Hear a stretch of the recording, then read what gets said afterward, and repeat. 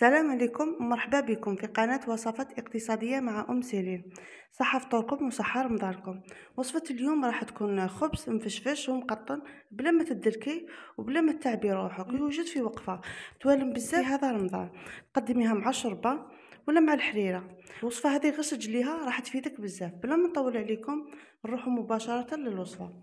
هنا البنات واش درت 2 كيلات تاع ما دافي، 2 كيسات تاع ما دافي، مغرفه كبيره تاع خماره، مغرفه كبيره تاع سكر، درت بيضه وزوج مغارف صغار تاع ملح وطميت بالفارينه كما شفتوني. خلطت العجينه تاعي وخليتها خمرت. العجينه هنا البنات انا ما دلكتهاش، خلطتها برك خليتها خمرت حوالي 45 دقيقه. بعد ما خمرت كما شفتوني جبت هذا المول تاع لي تارت، هذا المول الكبير تاع لي تارت.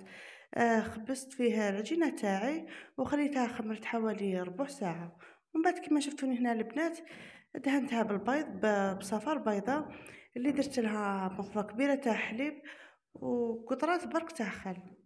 ومن بعد هنا جبت الزيتون ديكوريت به الخبزه تاعنا من فوق كما شفتوني. ومن بعد جبت المعدنوس، انا خيرت الورقات الكبار باه يجي الشكل تاع الخبزه تاعنا يجي شباب بهذه الطريقه.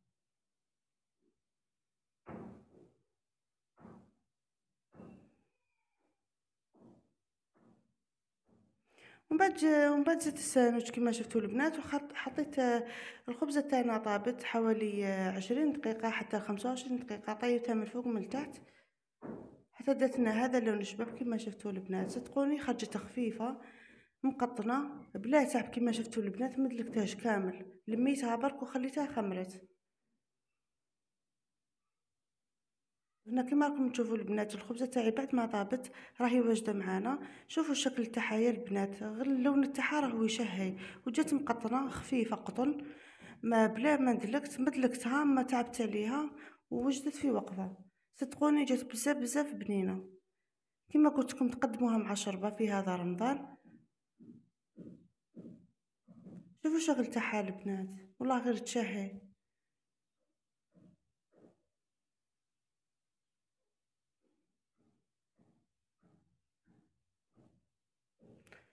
وانا البنات كما شفتونا وكملنا الوصفه تاعنا تاع اليوم. اذا عجبتكم الوصفه تاعنا تاع اليوم ما تنساوش الاشتراك في القناه وتفعلوا الجرس وديروا اعجاب للفيديو. والسلام عليكم.